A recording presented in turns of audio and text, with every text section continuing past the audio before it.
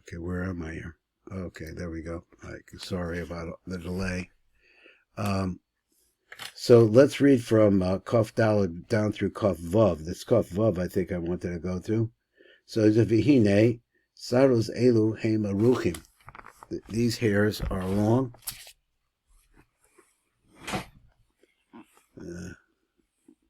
Heim Saros Elu Aruchim.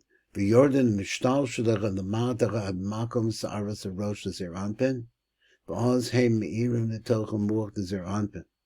L'zer anpin yonet mechem shefa v'or, so he was able to get all the nourishment he needs. V'al yedei kach nizoinin the mochin l'zer anpin, and this is the feeding of the mochin of zer anpin. So now we're going to look at number kaf vav down below. Now, Kaf Vav sounds below says, Rei B'shar Ma'amari Rashbi, look over there. What does he say? Seir HaRosh Shehem, I'm reading the wrong place. So, Kaf Vav.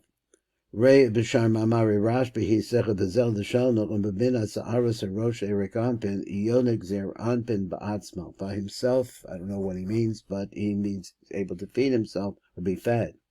Kamosha Amber Be'idra Rabba D'Mata. V'kol nima v'nima, every single bundle of hairs, isma bua de nafik, there is a stream that goes out from the mochas timor, the basar kosla, on the other side of the wall. I get this way. I think he means of the wall that seals off the mochas timor. Some radiance comes out of there.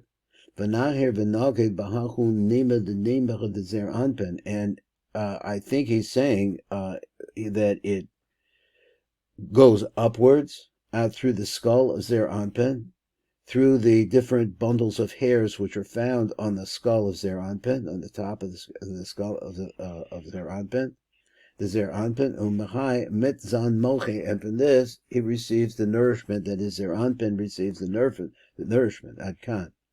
Ein Shan became Be'etz Chaim, also look at in Be'etz Chaim. This is what he says in Bildilog. He says the hairs themselves, if you actually were able to look at them, they're actually in the form of letters. Now, this is a metaphor that I don't really understand too well, but he says they're letters that are written with ink, in ink. So in ink in what way? He says, so in other words, it's like so-called, because you have to have for ink to work, you have to have a background.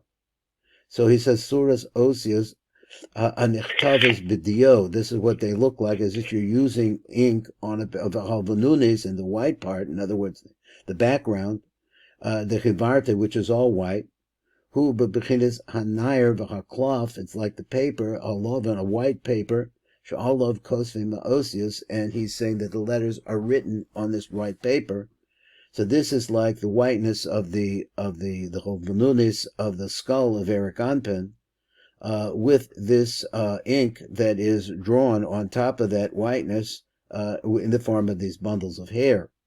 Min has'aras yonek zer Anpin. So now that you have these particular hairs now, there are what feeds Zer Anpin Atzman Ad Kan Ein Sham. So it's a little bit more here. That's all. We're out of time. No, we have a little bit of time. I don't know if we get too much more.